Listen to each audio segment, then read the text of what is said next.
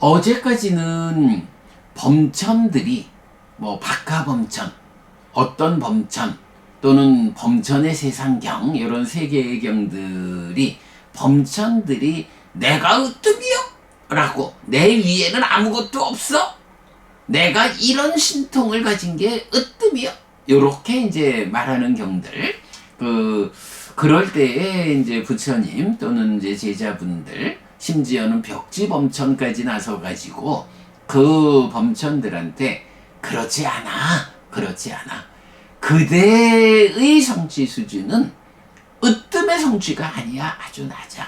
그대보다 더 높은 경지를 성취한 부처님과 그의 제자분들, 아라한들이 있어.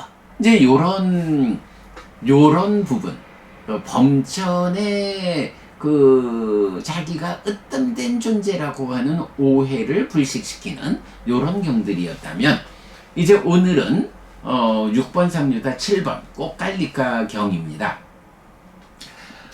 읽어보면 사와티에서 설해짐. 그때 세존은 홀로 머금을 위해 낮에 머물 곳으로 갔다. 그때 수브라흐마 벽지범천과 수따와사 벽지범천이 세존에게 왔다.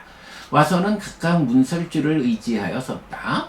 그리고 수브라흐마 벽지범천이 꽃갈리카 비구에 대하여 세존의 곁에서 이런 개성을 말했다.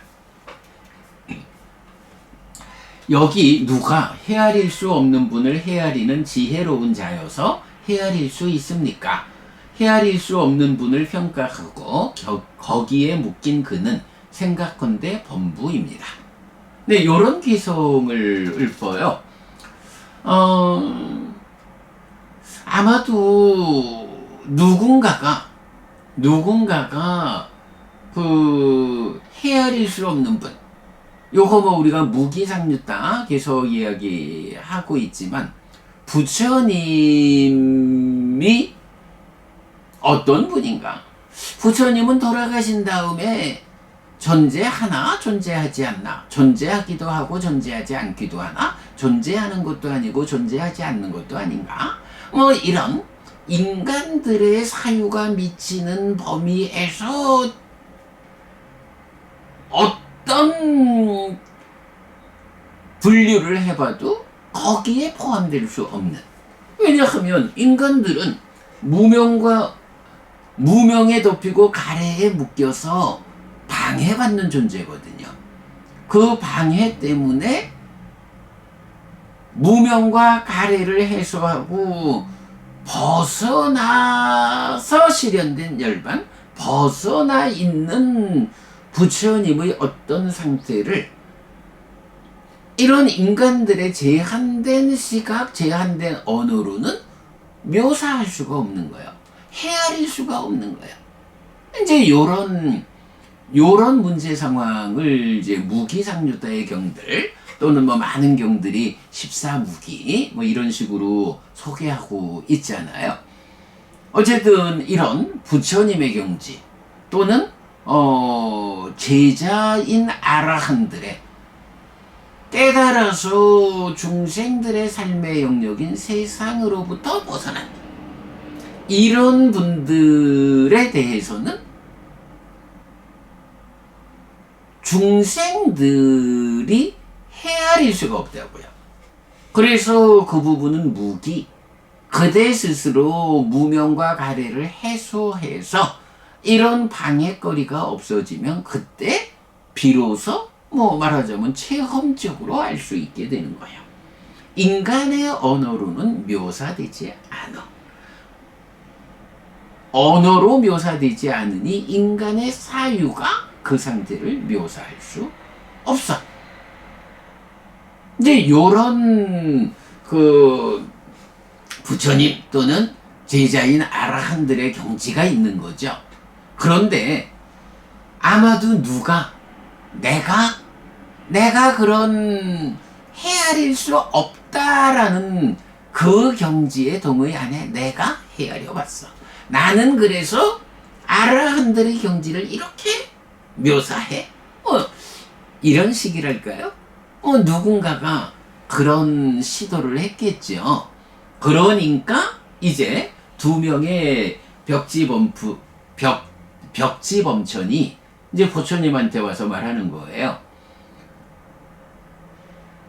여기 누가 헤아릴 수 없는 분을 헤아리는 지혜로운 자여서 헤아릴 수 있습니까?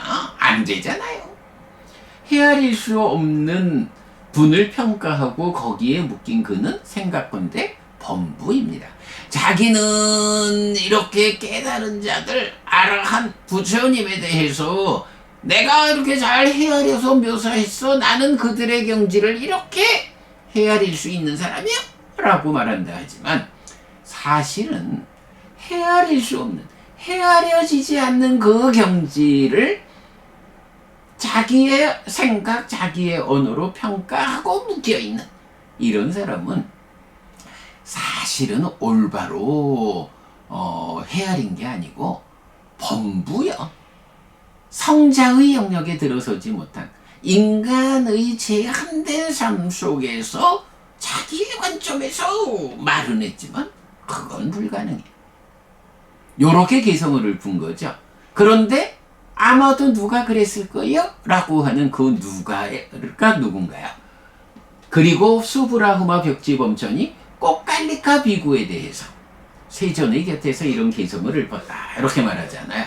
꼬깔리카라는 이름의 비구가 그런 일을 했다는 거죠.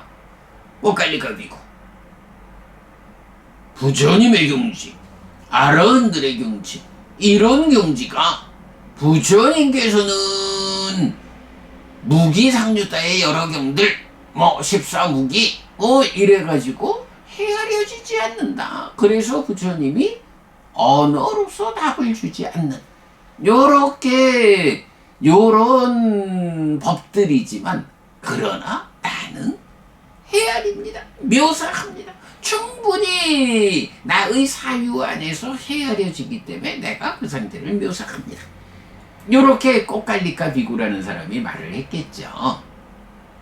그러니까 이제 두 명의 벽지범천이 부처님한테 와서 아니 누가 그만큼 지혜로워가지고 부처님을 헤아릴 수 있단 말입니까? 이거는 범부예요. 이런 식으로 이제 개성어를 푼 거죠. 요 꼬깔리카 비구는 나름의 비중을 가지고 나타나는 사람이에요. 오늘 우리가 꼬깔리카 경을 보았는데 이게 6번 상류타 7번이거든요. 그런데 6번 상류타 10번, 그러니까 3개가 더 지나가서 또다시 꼬깔리카 경이 있어요. 이 꼬깔리카 경, 이제 다음 주에 보게 되겠군요. 이 꼬깔리카 경에서는 꼬깔리카가 바로 이런 식으로 사리푸타와 모칼라나 이 두 분의 아라한을 헤아려 가지고 평가를 하는 거예요. 그러면서 뭐라 하느냐? 악한 원함을 가진 사리푸타와 모칼라나는 악한 원함들의 지배를 받고 있습니다. 이렇게 부처님한테 와서 말을 해요.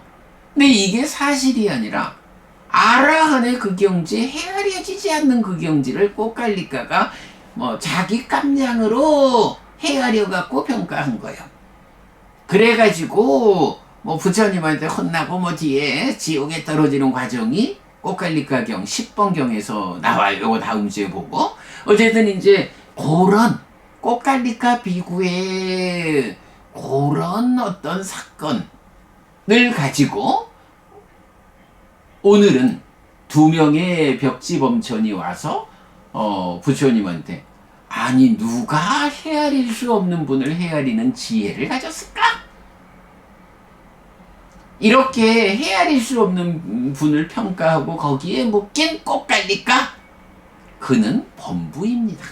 라고 어디 감히 사리푸타 모칼라나 이 두 분 아라한에 대해서 자기 깜냥으로 헤아려가지고 평가해가지고 악한 원함의 지배를 받는다고 요렇게 말을 할 수 있습니까? 이 사람은 공부되지 않은 범부입니다. 라고 부처님한테 와서 일러주는 요게 6번 상류타 7번 꼬깔리카 경의 내용입니다. 10번에서 그 자세한 상황 보기로 하고, 오늘은 두 명의 벽지범천이 10번경에 그 에피소드를 담아가지고 꼬깔리까비구가 헤아릴 수 없는 경지를 헤아려서 평가하고 이렇게 말을 하지만, 이거는 공부되지 못한 자, 범부로서 그렇게 말한 겁니다. 사실 아니죠, 부처님? 요렇게 말하는 그런 내용입니다. 네, 여러분, 오늘도 부처님의 언어로 부처님의 가르침을 독송하면서 하루를 잘 시작했습니다. 잘 시작한 오늘 하루 여러분 내내 편안하시고 이익과 행복을 쌓는 시간 되시기 바랍니다. 함께 해주셔서 고맙습니다. 여러분, 행복하십시오.